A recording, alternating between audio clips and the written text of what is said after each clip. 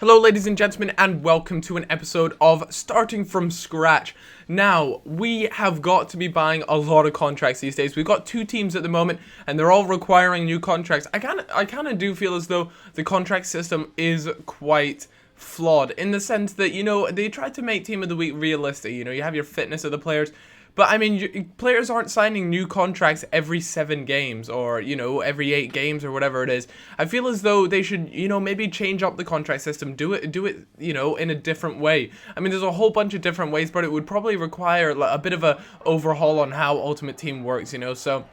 maybe every season, how you do division seasons, maybe every 2 seasons or even just every 1 season makes it even just a little bit more realistic. I know that would only be like a 1-year contract, but still, you should be able to buy like maybe 1 season, 2 season contracts. It's just something a little bit more interesting, because I just feel as though, having to buy them every 7 games, there's just something not right and slightly wrong about it. But that's all stuff for FIFA 14. As far as Ultimate Team in FIFA 13, it's pretty much just FIFA 12 with some new looks to it. There really isn't a whole lot of new stuff besides divisions, the actual gameplay and the rankings goes. So in FIFA 14, I know this is like really way off already, but I'm just saying, in the next FIFA, I'd really like to see just new stuff in Ultimate Team. I know the saying, if it's not broken, don't try and fix it.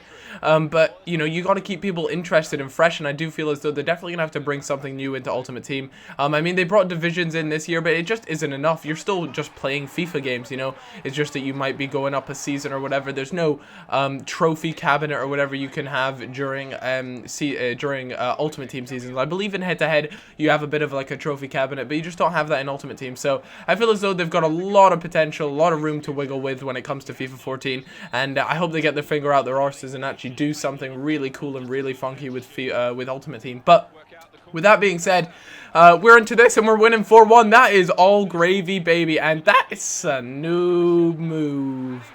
Damn, man, that sucks. I'd be pissed too, don't worry.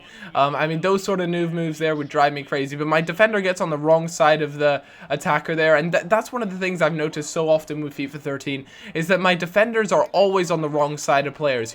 They'll either be in front of them, and the player just make a really simple run in behind him, and he's left for dead, or my defender, the ball comes to the attacker, my defender just completely overshoots the tackle, with not the side tackle, just a regular one, and it just all goes a little bit haywire. So that's one of the things you have to keep an eye on. And I do feel as though the players who are very good at FIFA 13 Ultimate Team are the players who are very good at defending. We can all attack now. Attacking is made much easier this game round because of the attacking intelligence, so we're all very capable of scoring goals, but are we capable of defending against them and making sure we don't concede? But this, we both kind of had a bit of a cock up when it came to defending. I scored 6 goals, he scored 3 goals. There are just far too many goals scored in that game.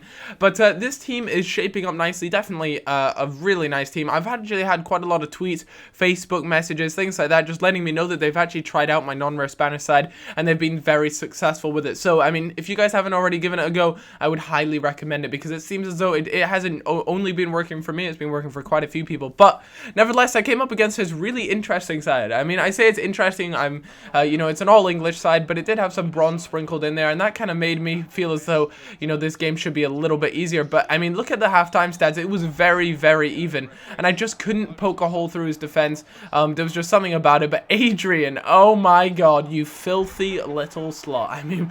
What a god. What an absolute legend he is. He's so good. He's one of the players that I'd recommend to you guys. Him and Rodrigo. I think if Rodrigo didn't have 4-star skills, I probably would choose someone else, maybe like Bojan or something.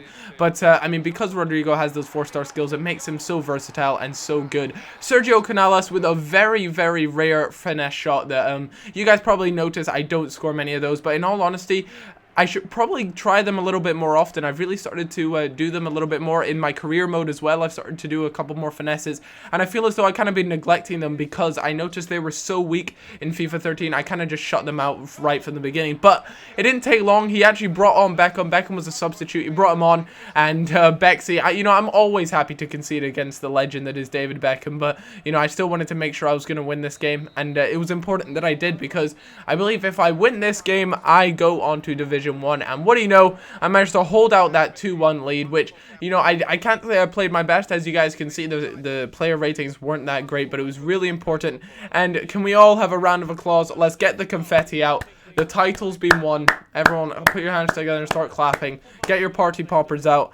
And just let's have a bit of a rave, because we are now in Division 1. The sweat gets intense, and I'm gonna be running my bath a whole lot more than usual, and things are just gonna get a little bit more serious. But to celebrate going into Division 1, I decided I wanted to make a Serie A team. Now, again, this is going to be a pretty cheap team, and I do look forward to trading a little bit more in the future. Trading's one of those things that I don't enjoy that much doing, but I understand it's really necessary to have, you know, have good squads. You have to do it, really. And you guys seem to enjoy it, interested in how I make my coins, so expect some more trading in the future. But at the moment, I'm really just kind of steering away from trading, just because I'm not enjoying it that much at the moment. But with that being said, a Serie A team was necessary. I wanted to expand my library of squads, you know, keep that versatility going, and just because I really enjoy using different squads. I don't like using the same one over and over in FIFA 13. So as you guys can see, this left mid here, that, you know, I'm just not gonna pronounce. I mean, it's just not, you guys know I'm not great at pronouncing names, so I'm not even gonna bother with him.